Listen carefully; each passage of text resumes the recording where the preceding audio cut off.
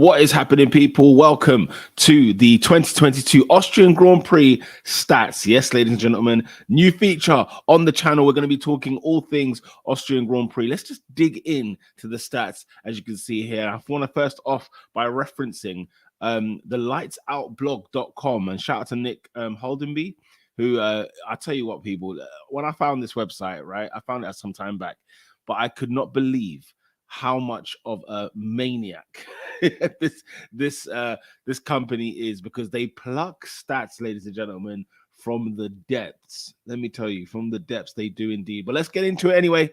The Austrian Grand Prix, you know, we're now right at the end of it. We're at the hills of the race. So let's talk about some of the stats from this weekend. Big up to Nicky Holdenby. I hope I've pronounced that right. I hope I haven't butchered it, yeah? But yeah, there are so many stats from the weekend. We're going to kick things off with Charles Leclerc. It's going to be a new feature, hopefully, on the show. Hopefully, you know, as long as Lights Blog don't mind me referencing their stuff. I'm just showing love because I love what they do, and I wanted to just put it in video form and give something entertaining for you guys. So let's kick things off with Charles Leclerc, obviously winning the Austrian Grand Prix. Let's take a look at some of these stats. It says here, Charles Leclerc took victory at the 2022 Austrian Grand Prix, recording his first victory since April's Australian Grand Prix. Let me tell you guys, since April. Early April as well. So since April is the last time, of course, Charles Leclerc won a Grand Prix this season. And when you consider all the fanfare, when you consider all the hype that was surrounding Ferrari, and absolutely, you know, justified, because they looked phenomenal this season, right? It is astonishing. It's absolutely astonishing how Charles Leclerc hasn't won a Grand Prix since Australia, since the beginning of April. We're like mid-July or just early-ish July, you know? It's crazy to me. It's crazy to me. This was his first podium since the Miami Grand Prix. Wow. This was Leclerc's fifth victory in total, making him the 54th driver to have won 5 Grand Prix in his Formula One career. And that's a weird one as well. Only his fifth victory in his career. It's amazing how many, you know, like you go for a season and you think, you know, oh yeah, he's got a plethora of wins. I remember when I think Bottas's last victory with Mercedes was his 10th in his career. And I thought, how has he only got 10 victories when he's been there since 2017, right? I just did not make sense to me. But hey, listen, it is what it is, man. It is what it is. Charles Leclerc recorded Ferrari's first victory in Austria since Michael Schumacher's win in 2003. My goodness, people. Ferrari have not had a good time in terms of victories at the Austrian Grand Prix. They've not been, you know what I'm saying? They've not been all the way there. This was Ferrari, I mean, since 2003. Jesus, that's a long time. And when we're talking Michael Schumacher, you know what I'm saying? That's a long, long time. This was Ferrari's 6th win in total in Austria, equaling McLaren and Mercedes for most wins in the country. Oh, okay. Interesting statistic. This was the first time Leclerc has won a race at which he did not start from pole position. He is one of only 5 drivers to have taken all of his first 4 wins from pole. This list also includes Niki Lauda, rest in peace, Felipe Massa, Lewis Hamilton, and Sebastian Vettel. See, like where they find a statistic, like a stat like that, I don't even know. You know what I'm saying? And this is no knock on the team. Let's be very clear. This is just, where on earth are you plucking these from? You know what I mean? Who is keeping record? You know what I'm saying? One of, you know, is only one of 5 drivers to have taken all 4 of his first wins from pole. I mean, man, you've got to dig, you know, you got to dig. Charles Leclerc became the 24th driver to win at the Spielberg circuit and the 25th different driver to win in Austria in F1 history. Okay, so what is the other circuit? Comment down below. If you're watching live, pick up yourself. If you're not and you're watching back, comment below what the other circuit was. If it wasn't Spielberg, what was the other circuit in Austria? Seeing as there's been 25 different, Leclerc became the 24th different driver to win at Spielberg and the 25th different driver to win in Austria. Oh, wait, hang on. That maybe doesn't mean anything. Listen, I don't know. Okay. 25th. Yeah. No, it does. Yeah. Am I right? Guys, comment down below. I'm confused. He's the 52nd driver to have won at 5 or more venues during his career. Leclerc recorded his 18th podium finish, equaling 18. That's quite a lot. That's quite a lot of podiums, to be fair. His 18th podium finish, equaling the tallies of Mike Hawthorne and Heinz Harald Frentzen. Oh, now you're talking. Now you want to talk about some nostalgia names right there. There you go. Hightower Frentzen, who sits 56th in all-time list. Leclerc is the 14th driver to finish on the podium 3 times at the Spielberg venue. So Leclerc likes Spielberg, yeah? He does like the Red Bull Ring. He's a big fan of it seems, because he's performing well over there. The 2022 Grand Prix, Austrian Grand Prix, was the 6th consecutive race at the Red Bull Ring to be won from the front row of the grid. So you qualify on the front row and you are well in a chance of winning the Grand Prix. So that sums up all of Leclerc's stats, it seems, from what we gather here. Not bad at all. I mean, he's given Ferrari a little bit of dignity. Do you know the ones? He's brought them back to life, if that makes sense. Do me a favor, if you're liking these stats so far and you're liking this new feature, do smash the like button. Let me know in the comment section what your thoughts are. Shall we keep doing this, continuing on for the rest of the season? I'm here to serve you guys. So you let me know what you want and we'll get it. We'll make it happen. Let's talk Max Verstappen. So Verstappen is runner-up. Max Verstappen finished as runner-up for the first time since the 2021 Saudi Arabian Grand Prix. What? Max Verstappen hasn't finished second in a race since the 2021 Saudi Arabian Grand Prix. It goes to show when the car finishes, he finishes at the front. Okay, he finishes P1. I know he's had like a P5, 7 here and there, right? But when the car is there, if it's there, he wins. If it's not there, he does not win. He does not finish. My goodness, he's not finished second since Saudi Arabia last year. Do you remember that race last year? Absolute carnage with Lewis Hamilton. So there's a 68th podium finish, equaling Rubens Barrichello. Again, nice little nostalgia right there for the 8th on the all-time list. So Max Verstappen is now 8th in the all-time list in terms of podium finishes. Good stuff from Max Verstappen. Verstappen equals Valtteri Bottas as the driver with the most podium appearances at the Red Bull Ring. Yes, Bottas. I was saying on the stream yesterday that I'm surprised not to see anything happen from Alfa Romeo. Bottas, this is his favorite circuit. He does his best work basically at this race. And it's a shame not to see him there. And now Max Verstappen equals his podium finishes. Setting the fastest lap for the 3rd time in a race at the Red Bull Ring, Max Verstappen has equaled David Coulthard.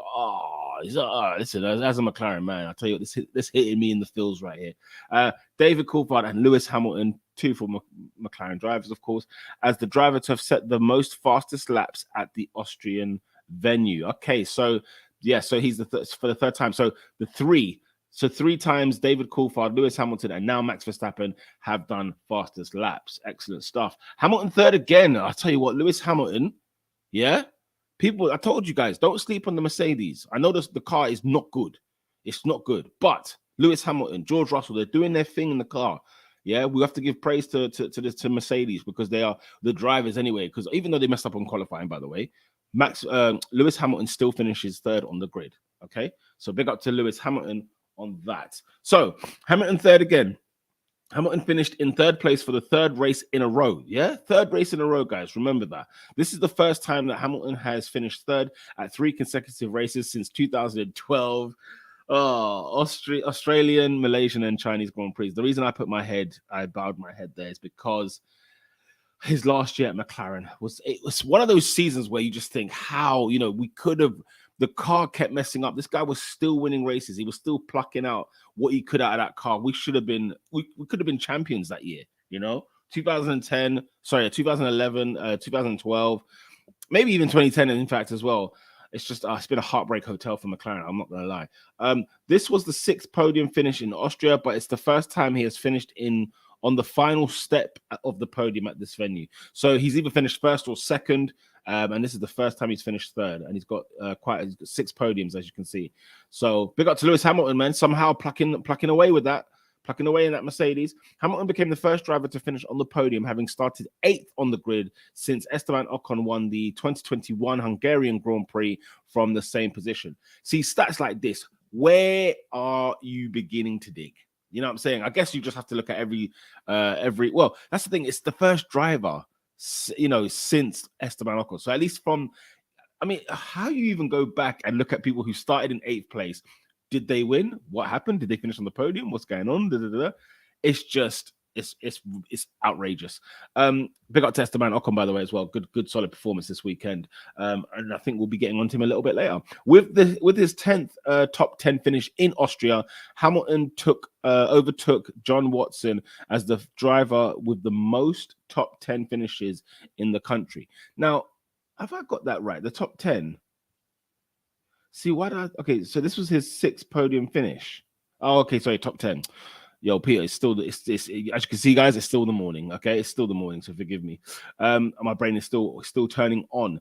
This was the first time that the driver starting second won, the pole sitter finished second, and the driver starting 8th finished 3rd since the 2001 French Grand Prix. Again, where on earth, yeah, Nikki and the Lights Out blog team, right? Where are you plucking this from? You know, this was only the 3rd time it has happened. Strangely, the time before the 2001 French Grand Prix was just 2 races before that at the 2001 Canadian Grand Prix. Oh my Lord, huh? What's going on here? George Russell scored points at the Red Bull Ring for the first time in his career, coming home in 4th place. This was the 5th consecutive race at the Red Bull Ring in which both Mercedes drivers finished in the top 4. So both Mercedes, this is interesting stuff, man. This is interesting stuff. Enstone's best Austrian Grand Prix. Enstone, of course, referring to the Alpine, the Renault, whatever the hell their names were, you know, all you know, before that. But it says here, Esteban Ocon's 5th place, recording the Enstone's team's best result in Austria since Alex Wurz. Oh, look at that again, ladies and gentlemen. Talk about nostalgia. Finished with 5th with the Benetton. Talk to me. Of course, the Benetton back in 1999. With Alonso 10th, this was the first time that the Enstone-based team scored with both cars at the Austrian Grand Prix since they were under their Benetton guys and still based in Whitney in 1987. Theo Fabi and Thierry Boutsen finished 4th and 5th, respectively, on that day. So happy days for Alpine, getting in the top 5 in Austria, a circuit that has not necessarily been so kind to them over the years, but they're back. They're back there. This is Ocon's first top 5 finish of the season. His last top 5 result came in last year's Saudi Arabian Grand Prix, where he finished 4th. Yeah, big up to Esteban Ocon. He had a great weekend. Let's see. Ocon, I've got a lot of love for. I've always got a lot of time. Remember my video I've done about is he an underrated driver? Do check that out in the cards. But I remember thinking, like, you know, every time I get on his, you know, jump on the bandwagon with Esteban Ocon, guess what? I then get nothing from him for a long period of time. So it's just, I hope we do get to see something more from Esteban Ocon. You know, I still rate him as a driver. I think he's good.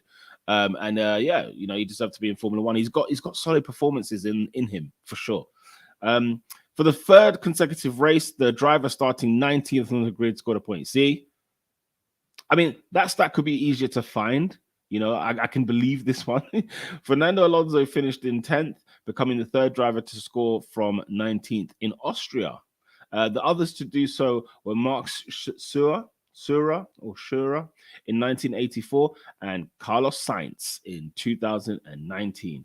Having completed 70 laps of the Austrian Grand Prix, Alonso has now raced 18,619 Grand Prix laps during his F1 career. He's just 3 away from overtaking Kimi Raikkonen at the top of the all-time list, and we will believe he will do so at the French Grand Prix, Alpine's home. So interesting stuff. Haas second best ever Sunday. Mick Schumacher, by the way, driver of the weekend. Yeah, big up to Mick Schumacher. At least he's he's getting that car underneath him now. It's good to see.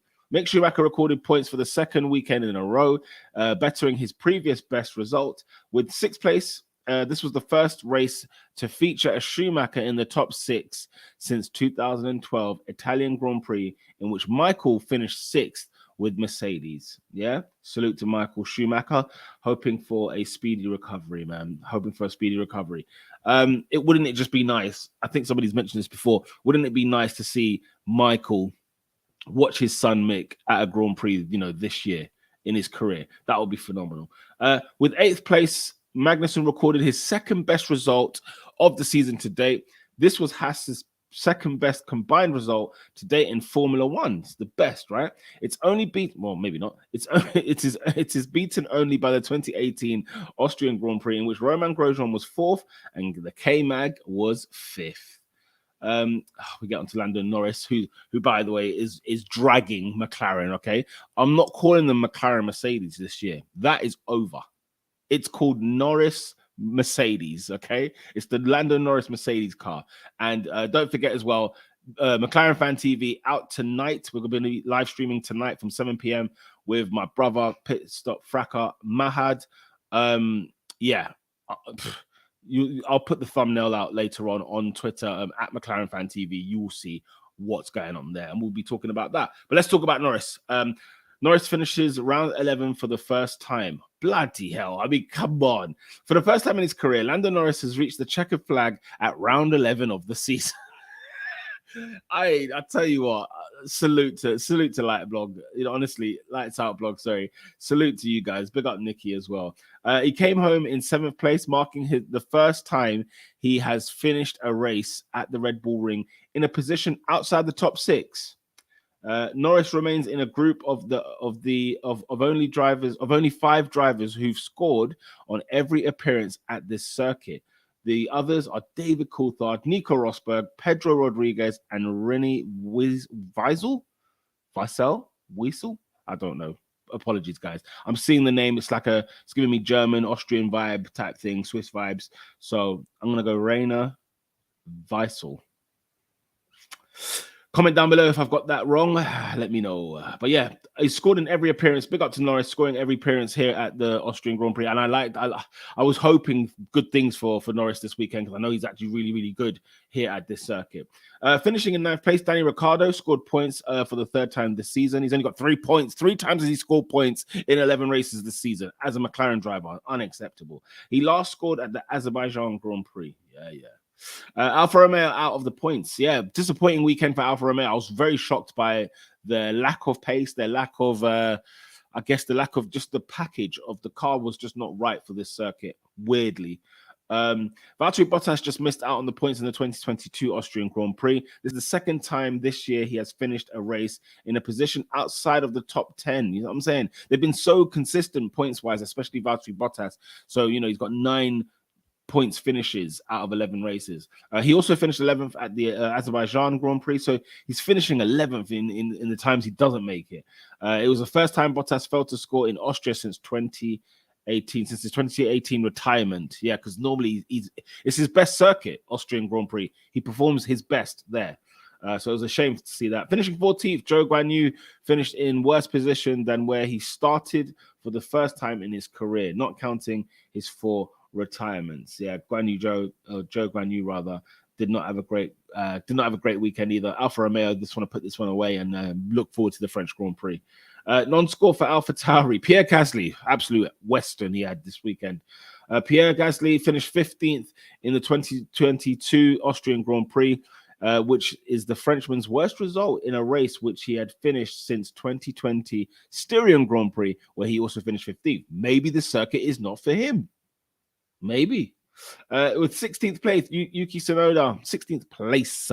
Yuki Tsunoda recorded his worst result at the Red Bull Ring so far in his Formula One career. This was the first time that the Red Bull Junior team failed to score at the Red Bull Ring since the 2019 Austrian Grand Prix. Bizarre situations. Thank you very much for everybody that's watching in right now. Do smash a like button as well. And if you're live watching, comment, give me your thoughts below. Let me know what your thoughts on these stats are. What are your favorite stats so far? Have you got any stats that I haven't mentioned that you are aware of? Do let me know in the comment section below. Deja vu at Aston Martin.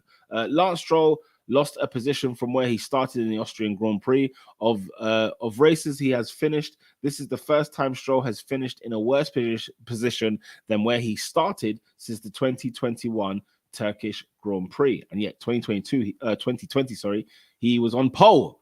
Sebastian Vettel finished 17th place for the 3rd time in his career. He also finished 17th in the last year's Austrian Grand Prix and the 2008 Turkish Grand Prix. Yeah, not a great day for Aston Martin at all. With Stroll 13th and Vettel 17th, Aston Martin recorded the exact same result at the 2022 Austrian Grand Prix as they did in 2021. Deja vu indeed. And we wrap things up with the retirees. Of course, Sergio Perez, unfortunate, to be taken out by Daniel Ricciardo, by George Russell. Sergio Perez was the first retirement of the 2022 Austrian Grand Prix. That was his third DNF of the season and his first retirement in Austria since 2016. Before he retired from the race, Perez surpassed Jarno Trulli as the driver to... I can't ignore that. Jarno Trulli as the driver to have raced the 10th most laps in Formula One history. Big up to Sergio Perez, big up to Jarno Trulli. Nicholas Latifi recorded his first retirement since the Saudi Arabian Grand Prix. Not a great day for him. Carlos Sainz recorded his fourth retirement of the season. Fourth. And he became the first driver to retire, having started third on the grid since Max Verstappen in 2021 Azerbaijan Grand Prix. This was the first retirement for the driver starting third in Austria since, look at that, Juan Pablo Montoya in 2003. Wow, again, a stat. I don't know where do they find this stuff, man? I mean, listen, I absolutely love it. I'm in awe of it. Let's talk about Nicky just to briefly to end the show here. After graduating in 2015 with a first class honors degree. Yeah, what? First class in English language and literature. Big up to Nicky. Lifelong F1 fan. He founded the Lights Out F1 blog in 2016. The blog has become a firm fan favorite, delving deep. I mean, you're taking it lightly. This is deep. Man, the depths, okay, into the sports history books and lifting the cover of unusual F1 statistics. Nicky is also writes at the F1 Destinations and the Motorsport Guides and can be heard as a resident statsman on the Too Soft Compound podcast.